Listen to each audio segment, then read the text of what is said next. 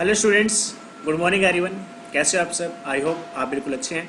आपने exercise 13.2 start कर दी है और जो क्वेश्चंस आपको होमवर्क के लिए दिए थे आपने वो कंप्लीट कर लिए होंगे। आज हम करेंगे अपना क्वेश्चन नंबर 2 स्टार्ट। यहाँ पर सबसे पहले मैंने एक आपका क्वेश्चन लिखा है 2 raise to the power 3 multiply 3 raise to the power 4 multiply 4 and divided by 3 multiply 32। इस तरीके के जो भी क्वेश्चंस आपके रहने वाले हैं इसमें आपको क्या करना है, सभी को प्राइम फैक्टर्स की फॉर्म में लेकर आना है। जैसे यहाँ पर 4 प्राइम फैक्टर की फॉर्म में नहीं है, 32 प्राइम फैक्टर की फॉर्म में नहीं है, तो आप इसके पहले फैक्टर बनाएं और उसके बाद क्वेश्चन को आगे प्रोसीड करेंगे। जैसे कि यहाँ पे 2 raise to the power 3 multiply 3 raise to the power 4 multiply 2 multiply 2, 4 को ब्रेक कर दिया। सेम वे में आप 32 के साथ भी करने वाले हो।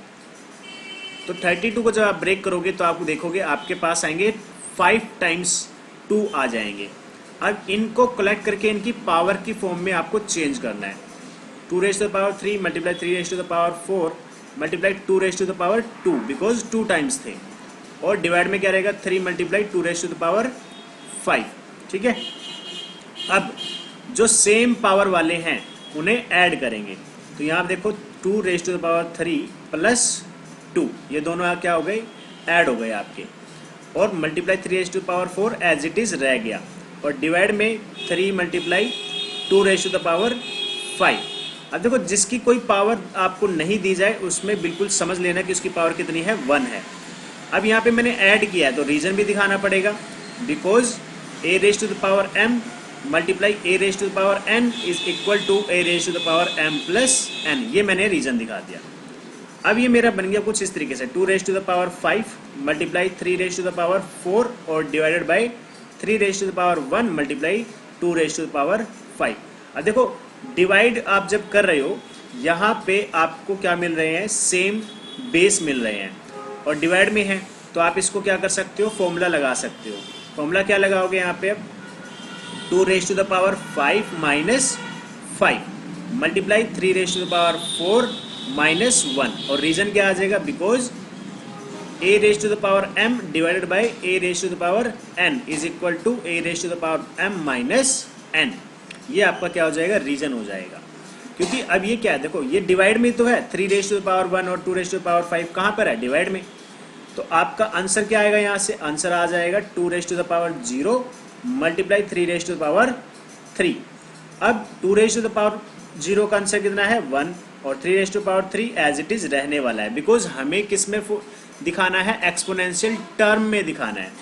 अगर एक्सपोनेंशियल टर्म में नहीं दिखाना होता तो इसका आंसर मैं क्या लिख देता, 27 मल्टीप्लाई करके 3 मल्टीप्लाई 3 मल्टीप्लाई 3। लेकिन अभी हमें क्या इसमें दिखाना है, एक्सपोनेंशियल टर्म में। दैट्स वाई हमारा जो आंसर रहेगा वो आ जाएगा 3 raise to the power 3 and this is our answer of part number 1। बहुत ही सिंपल क्वेश्चन था। अगर मैं इसके सेकंड पार्ट की बात करूं, सेकंड पार्ट भी बहुत ज़्यादा इजी है। देखो क्या दिया हुआ है, कुछ भी तो नहीं दिया हुआ। 5 रेज टू द पावर 2 और उसके बाहर फिर ब्रैकेट लगा दी है 3। ठीक है, देन आपको क्या कहता है, उसको मल्टीप्लाई करेगा 5 रेज टू द पावर 4 के साथ। ठीक है, बस आपके पास क्या करेगा, एक के बाद एक ज़्यादा सारे एक ही क्वेश्चन में फॉर्मूले यूज करने की कोशिश करेगा। तो आपको उससे घबराना नहीं है, सारी चीज़ें आसानी से हो जाएंगी। देखो क्या होगा यहाँ पे, सबसे पहले 5 raise to the power 2 and 5 raise to the power 3 को आप सोल्व करेंगे। वो कैसे होगा, 5 raise to the power 2 multiply 3, क्योंकि मैंने आपको बताया था जब ब्रैकेट में बाहर पावर हो तो पावर दोनों क्या होते हैं, आपस में मल्टीप्लाई।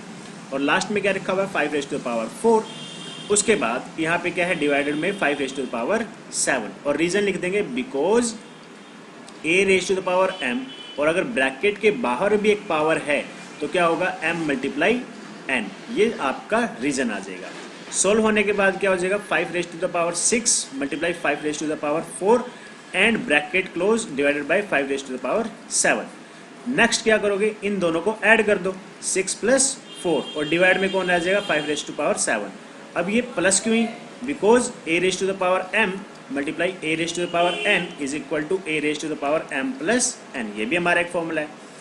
ओके, अगर अब बात करूं मैं अपने नेक्स्ट की, तो यहाँ पर क्या आ जाएगा, 5 रेज टू द पावर 10 आ जाएगा, और डिवाइडेड बाई क्या आ जाएगा, 5 रेज टू द पावर 7। और जब डिवाइड होता है तो क्या होती है, पावर्स हो जाती है minus. 5 raise to the power 10 minus 7 that means 5 raise to the power 3 और ये आपका आ गया आंसर। और यहाँ पर आप एक लिख देंगे property a raise to the power m divided by a raise to the power n। ठीक है, तो आंसर क्या आ जाएगा a raise to the power m minus n। ये आपका आंसर हो गया। तो स्टूडेंट्स इसी तरीके से आपके बाकी सारे क्वेश्चन हो जाएंगे। ठीक है, अगर मैं बात करूं आपके क्वेश्चन नंबर आपके पार्ट की बात करते हैं, 7th पार्ट की बात कर लेते हैं। तो 7th पार्ट में आपके पास क्या है, ध्यान से देखेंगे। आपके पास लिखा हुआ है 2 × 0 × 3 उसकी पावर भी 0 है और 4 जो मल्टीप्लाई है उसकी पावर भी 0 है। अब हमें पता है because a raise to the power 0 is equal to 1, तो यहाँ पर 2 रेज़ टू द पावर 0 का भी आंसर 1, 3 का भी 1 आ जाएगा और 4 का भी 1, तो लास्ट में आंसर क्या आ जाएगा 1 and this is our answer. बहुत ही सिंपल क्वेश्चन था, मुझे नहीं लगता आपको कोई प्रॉब्लम आने वाली है। अब अगर मैं इसके बिल्कुल लास्ट पार्ट की बात करूं, इसमें क्या लिखा हुआ है 2 raise to the power 3 multiply 2 raise to the power 1, क्योंकि पावर नहीं दी हुई तो 1 ही लिखा जाएगा, हम अपनी तरफ से अपने लिए लिख लेंगे। ठीक है, और बाहर क्या है रेज़ टू द पावर 2 आपको गिवन है। अब सबसे पहले तो क्या होगा, इन दोनों को सोल्व कर लो। ये क्या हो जाएगा 2 raise to the power 3 plus 1 और उसके बाहर ब्रैकेट के क्या रखा है 2 रखा हुआ है पावर के अंदर, और रीजन क्या हो जाएगा because a raise to the power m multiply a raise to the power n is equal to a raise to the power m plus n। अब ये क्या हो जाएगा 2 रेज़ टू द पावर 4 और बाहर कौन है 2, तो आंसर क्या आ जाएगा 2 raise to the power 4 multiply 2 which is equal to 2 raise to the power 8 and this is your answer. यहाँ पर आप एक एक्सप्लेनेशन दे दोगे a raise to the power m bracket में अगर a raise to the power n है तो क्या हो जाएगा m और n दोनों क्या हो जाएंगे मल्टीप्लाई। ओके स्टूडेंट्स, आपके पास 12 पार्ट्स थे जिसमें से 4 पार्ट्स मैंने कर दिए हैं, बाकी के जो 8 पार्ट्स बचे हैं बच्चे वो सभी पार्ट्स आपको खुद से करने हैं, ट्राई करेंगे। आपका एक तरीके से वो क्या है आपके लिए होमवर्क है। आई होप आपको ये क्वेश्चन समझ में आए होंगे। तो आपको बस फॉर्मूलाज थोड़ा ध्यान से रखने हैं। ठीक है, अगर आप फॉर्मूलाज ठीक से यूज़ करोगे तो आपका आंसर बिल्कुल ठीक आएगा, आपके क्वेश्चंस बिल्कुल भी गलत नहीं हो सकते हैं।